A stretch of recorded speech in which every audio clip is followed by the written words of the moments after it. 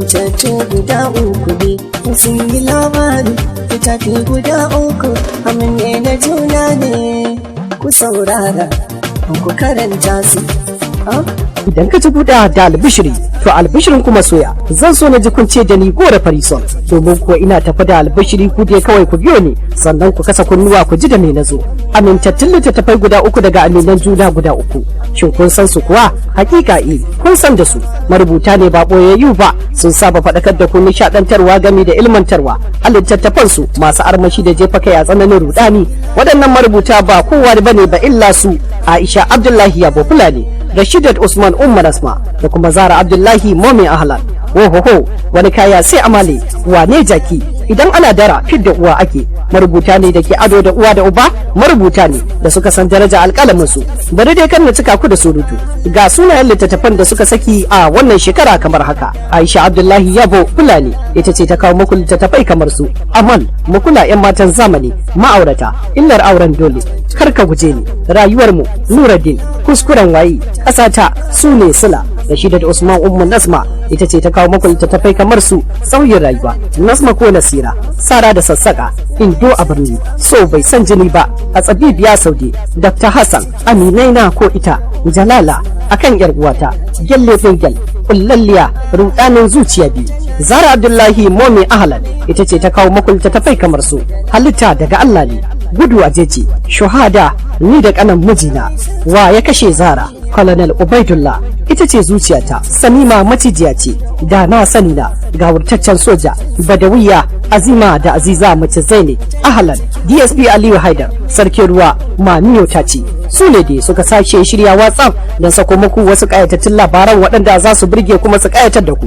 Amintattu uku daga aminan juna guda uku. Hakika a cikin wannan labarai da suka kawo muku, Rashidat Usman Ummu Nasma za ta kawo muku littafi mai suna Buri uku, Rigiji Gabjig. Wohoho idan dai ka ji gangami da labari, Buri uku shine shahararren labarin da za ku karanta daga marubuciya Rashidat Usman Ummu Nasma. Sannan Aisha Abdullahi Yabo Fulani za ta kawo muku littafin ta mai suna Mahaukaci ne ko Aljan.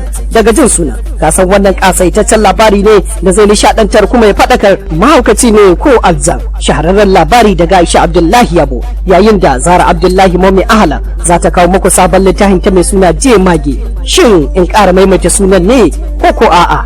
Je Mage babban labari ne na shekara wanda za ku daɗe kuna tunawa da shi a cikin ruhinku. Amintattu guda uku daga aminan juna guda uku, sabbin littattafai da za su zo da sabon salo a wannan sabuwar shekara. Waɗannan littattafai na sayarwa ne, amma kuma akan farashi mai sauki. Idan ɗaya kake so zaka biya naira 200 ne kacal, idan biyu kike so zaki biya naira 300, a yayin da wanda yake muradin guda uku to za biya naira 500 kacal. Duk waɗannan ƙayatattun labarai guda uku a farashi naira 500 kacal. Ga dukkan masu buƙatar samun labaran sai ku tuntuɓi ɗaya daga cikin marubutan kai tsaye, Rashidat Usman Ummu Nasma ko kuma Aisha Abdullahi Yabo, ko kuma ku tuntuɓi Zara Abdullahi Momin Ahlan don samun amintattun littattafai guda uku daga aminan juna guda uku.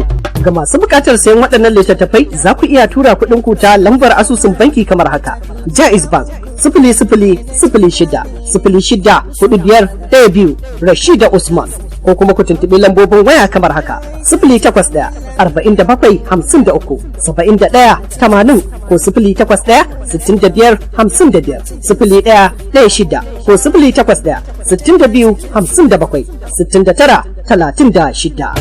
Amintattu guda uku ne sun yi labari, littafi guda uku aminne na juna ne, ku saurara ku karanta su. Amintattu guda uku ne.